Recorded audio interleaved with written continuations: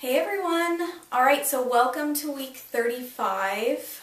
Holy crap, only 5 weeks left until my due date, 2 weeks left until I'm full term, and I just cannot believe it. It's just going by so fast, and time is slipping away, and I'm really kind of glad that things are starting to kind of happen now, as far as getting things ready for him and for his arrival, and I'm checking a lot of things off of my list that I have that I want to have done before he gets here, so it's making me feel a little bit more at ease about being prepared and ready, but I still feel like the time is going by way too fast, and I'm going to go into labor and I'm going to be like, no, I'm not ready yet. But I think a lot of people probably feel the same way, but nonetheless, 35 weeks. The baby's size this week. This week he's starting off the size of a coconut, and by the end of the week he's going to be the size of a honeydew.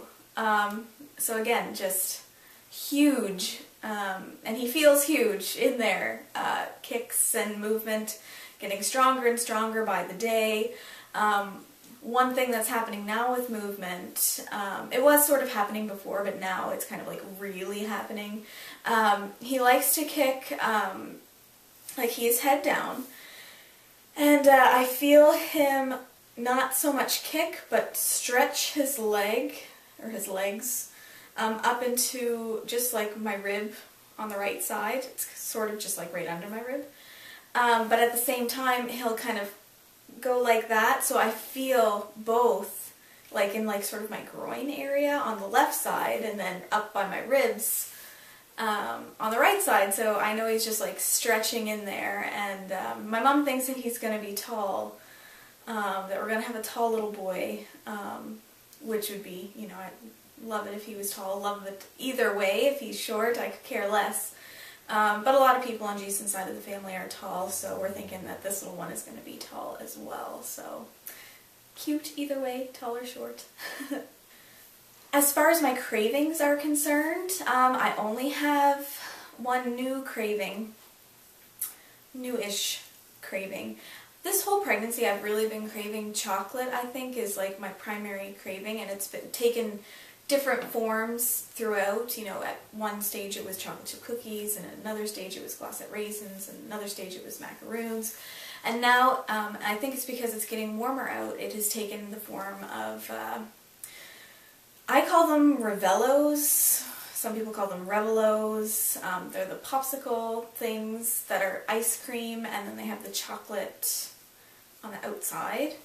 I really like those, but not those exact ones. Actually, the specific ones that I like, they have like TV commercials for them, at least they do here. They're Magnum double caramel ice cream things, and it's essentially like vanilla ice cream, and then it's dipped in chocolate, and then it's dipped in caramel, and then it's dipped in chocolate again, and oh my goodness, it is delicious. But those things are friggin' expensive, so I've been eating them sparingly, and so if I just have a small craving for one and not a huge craving for one, then I'll have a Revello, or Revelo, however you say it. Everyone kind of says it differently. But if I have like a super huge craving, then I'll have like the good ones. As far as my symptoms are concerned, I have been having a couple of new symptoms going on. One of them, sorry if I'm looking down. I switched pages. Okay. One of my symptoms, I've been having like coughing fits. It seems like when I eat a lot of dairy, and I suppose my craving of the ice cream with the chocolate isn't helping this situation, but when I eat a lot of dairy, I get a lot of like phlegm. That's kind of gross, but and so I cough to like get it up, but it doesn't come up, and so I just keep coughing, and then my stomach ends up hurting because I'm coughing so much, and it usually happens during the night, which is really frustrating. So my sleep has been really not very well at all because of these coughing fits. And I do have a little bit of asthma that it's not something that I regularly take like an inhaler for, but if I get a cold or, you know, change of the weather, sometimes I'll have to have my puffer with me. And so I've been coughing so much that it's actually like will make me kind of have an attack. Not like a full-blown attack, but it's hard to catch my breath. So that's something that's going on. I'm going to mention it to my doctor. I have an appointment this Tuesday. I'm not sure if it's pregnancy related or if it's just I have a cough right now. It's hard to say. I sort of just, anything that happens I just attribute to pregnancy, but I guess not necessarily. So that's something that's going on. Also, I am starting to swell a little bit. I haven't really had any kind of issue with swelling this entire time, which I've been really lucky. But as you can see, I'm wearing my wedding band and my engagement ring around my neck, because while like my wedding band will fit on, I can't really wear them both, because it's not that I can get them off still, but it's a little too tight. So I would rather just wear them around my neck, and you know, rather than worry about them getting stuck on my finger and then them having to cut them off at the hospital. I just would hate that. So yes, a little bit of swelling is going on. My feet as well are swelling a little bit, but I think it's because the weather has been so warm that I'm swelling a little bit. But it's nothing major by any means. And another symptom that I'm having is actually cramping, which I guess is kind of concerning. It's not really like a menstrual cramp. It's not... sort of is, I guess. It's kind of hard to explain. It sort of feels like when you have upset stomach, like when you have like stomach flu. But I would usually, when I have the stomach flu, I'd feel that kind of like sore tummy a little bit lower. This I'm feeling a bit higher up, just right around the top of my uterus.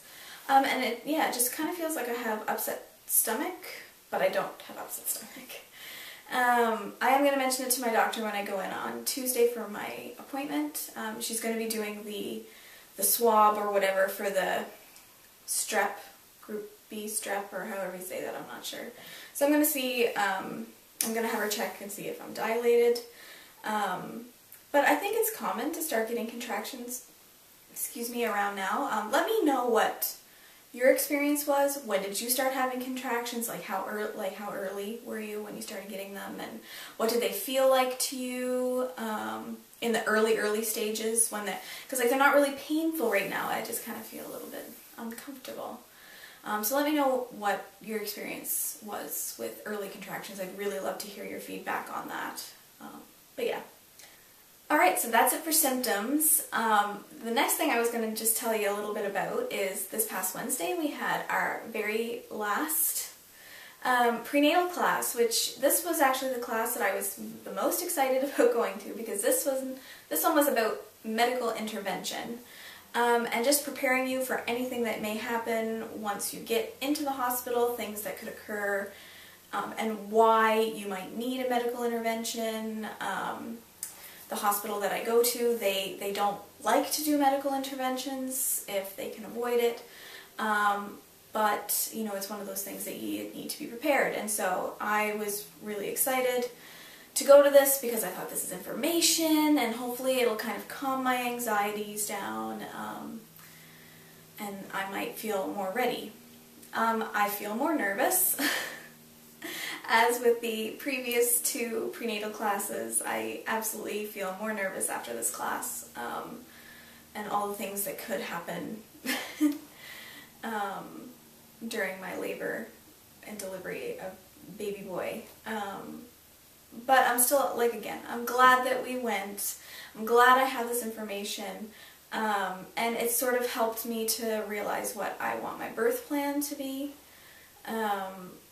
You know, because they tell you so much about the different medications and stuff to use, side effects of each medication that you can be given, and what you'll be limited to if you take certain medications. So it's good in the sense that I really think I know what my birth plan is. My birth plan is not going to be rigid by any means. It's going to be very flexible, because I understand that things change. But so I'll be making that up, formally written out, what I want my birth plan to be, and then I'll absolutely share that with you guys once I make it up. But yeah, so medical interventions, we went over that. What else did we go over in that class? Oh, and one other thing that we went over was bonding. We went over like car seat stuff and, you know, things like that, but I don't need to go into that with you guys. But one thing that I thought was really, really cool that I want to share with you guys is they talked about bonding and attachment with the baby, and how your baby, even after, you know, a day or even right away, you know, recognizes your voice, knows your smell, and that's why the first interaction with your baby in the first like hour after the baby's born is so important to form that attachment. And they did a little experiment. This doctor did an experiment with a newborn baby. I think the baby was like a day old. And the doctor held the baby in between himself and the mother, and they both talked to the baby. And the baby just kind of gradually, you know, turned its head towards its mother, because already after only a day he preferred his mother's voice, and so turned towards his mom.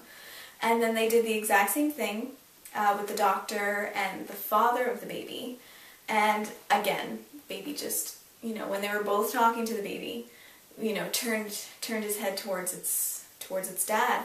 And so I got so choked up when I was watching that, because it's like already you know, you have this bond with your baby that's already guaranteed been existing since before he's even come out, and even after only a day he already prefers you over anyone else, and it's amazing. So anyways, I'm gonna stop talking about it because I'm gonna get choked up talking about it right now. But I thought that was super sweet. Alright, so that is really it for this week's update. I just wanted to give you guys a reminder that I did do a review on some DreamBelly Butter from Fairhaven Health that they sent to me, and I did a review on it. So if you wanted to check that video out, there's actually a review and a giveaway. So if you're interested, I believe I'm leaving it open until the 28th of June. And all the rules and stuff are in the description of that video, but I'll link that video below. So if you wanted to check it out and enter, you could possibly win some belly butter as well. But other than that, that's it. And let's go look at the belly. Alright, so let's take a look at week 35 belly. Before I do that, I will tell you my weight. Last week when I weighed in, it was 151.8, and I was 0.2 away from gaining the 30 pounds. And it was actually the same weight that it was the week before. This week I did go up, so I'm officially over the 30 pound mark, and I'm 153.6. So a pound, 1.6 pounds over 30 pounds. So again, I'm not too worried about it. I was for a while there, but I know I'm gonna lose it. The anxiety about gaining weight is finally gone. But anyways, belly. Bam! Oh goodness. Yep. It's just getting bigger and bigger. It's amazing that I'll probably still get even bigger still. So that is the belly.